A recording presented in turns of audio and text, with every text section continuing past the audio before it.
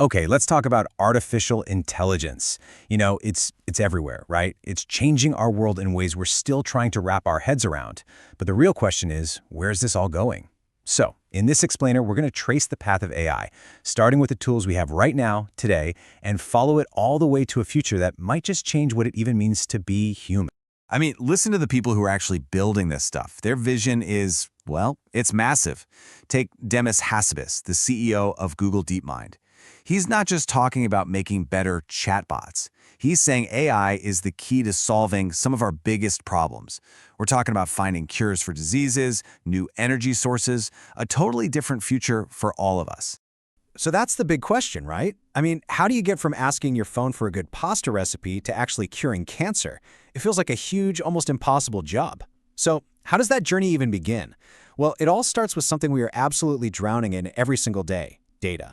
Okay, first things first. Before AI can go out and solve all these huge global issues, it has to learn to make sense of the world.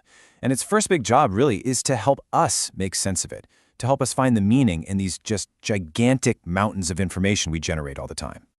And this really lays out the whole problem and solution, doesn't it? On one hand, you've got this total data overload. We're just drowning in information. And honestly, most of it is just noise. But on the other hand, you have these AI-powered tools that act like, I don't know, a special pair of glasses. They help us see through all that static and spot the patterns that actually matter.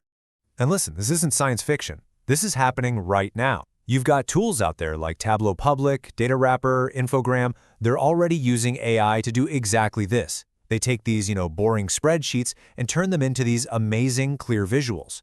It means you don't have to be some kind of coding genius to tell a powerful story with data anymore. It's for everyone. But it's never just about the tools, is it? There's a whole community that's sprung up around this stuff. The Data Visualization Society, for example. It's a place where people connect, they share what they've learned, they have these cool challenges. It's all driven by a passion for telling stories with data. And that human connection, that's what really makes this whole thing work. Okay, so right now, AI is basically a tool that we humans use to tell stories. It's the paintbrush in our hand. But what comes next? Well, the next step is a really big one. It's where the AI stops being the paintbrush and starts becoming the artist. You can really see how this is going to evolve in 3 stages. So step 1 is where we are now, pretty much. A person uses a tool to make a chart. Simple enough. Step 2 is where it gets interesting: conversational analytics. You just ask a question in plain English like, hey, why did our sales drop in Q3? And boom, the AI gives you the chart and a written explanation.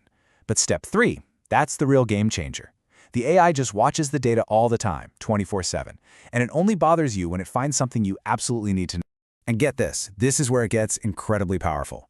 The AI can tell the same story in different ways for different people.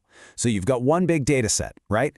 From that, it can whip up a super technical, deep dive report for the engineers, and at the exact same time, create a quick to-the-point summary for the CEO. It's like having a personal data analyst for everyone in the company. So what we're seeing happen with data analysis, that's really just a preview of a much, much bigger shift. We're starting to move away from AI as just a tool and into a world where it's more like a collaborator. And that's going to affect pretty much every single job that involves thinking and knowledge. 10x, that's the number. Demis Hassabis says that people who really master these AI tools could become 10 times more productive. Just let that sink in for a second. We're not talking about a 10% improvement. We're talking about a 10-fold increase in what one person can do. That's insane. And Sam Altman from OpenAI puts it really well. He says, we all basically have a choice. You can look at this and go, oh man, that thing is coming from my job. Or you can say, okay, I've just been handed this incredible new tool. Now what can I do with it? How much more can I achieve? Okay, but what happens when AI doesn't just analyze data, but can also create art in any style imaginable? This is where the conversation gets a lot trickier and, frankly, a lot more personal. We're not just talking about productivity anymore. We're talking about creativity, identity, and what it even means to be an artist.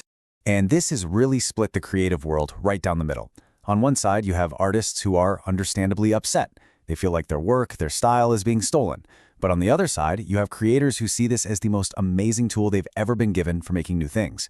Right now, companies like OpenAI are trying to find a middle ground, like they won't let you generate art in the style of a living artist unless that artist agrees. But pretty much everyone agrees that the old way of doing things is broken. We desperately need a new economic model for how this all works. So we've gone from data tools to creative partners. The path here is pretty clear. But it's all pointing towards one final destination, something that until very recently was pure science fiction. We're talking about artificial general intelligence, AGI. And again, don't think this is something for your grandkids to worry about. Demis Hassabis estimates there's a 50-50 chance we hit AGI in the next 5 to 10 years. Let me say that again, 5 to 10 years. That's a world-changing event that could happen before the end of this decade. So what is AGI exactly? Well, think of it like this. It's a system that can do any mental task a human can do.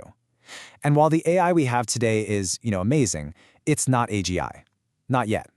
It still has trouble with stuff like long-term planning, or coming up with a truly new invention, or just consistent reasoning. But once it can do those things, we're living in a completely different world.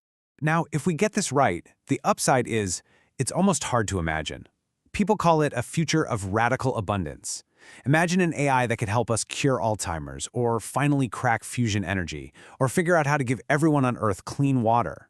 The hope is that it turns life from this zero-sum game where we're all fighting over limited stuff into a world where there's enough for everyone. But, and this is a huge but, the risks are just as big. I mean, they're terrifying. What if a rogue nation or a terrorist group gets their hands on it? What if we build a system that we just can't control? Or what about this hard takeoff scenario? That's where whoever gets to AGI first gets such a massive head start that no one can ever catch up. It would change the entire balance of power on the planet instantly. Sam Altman really gets to the heart of the dilemma here. It feels like this is gonna happen no matter what. We can't just hit the pause button because someone else out there won't. So the only real option is to move forward, but to do it with incredible caution. To try and build these things safely from the ground up, because the choice isn't AI or no AI. The choice is between the AI we build, hopefully with our values, and an AI that someone else builds, maybe with very different ideas about the future. And that brings us to the final, and maybe the most important question of all. Who granted you the moral authority to reshape the destiny of our entire species? The craziest part? That question wasn't asked by a journalist or a politician. It was generated by an AI model when it was asked what it would ask its own creator, Sam Altman. There's no easy answer to that, is there? And it's a question that hangs over this entire field. Who gets to decide our future, and how do we make sure they're building one that's good for all of us?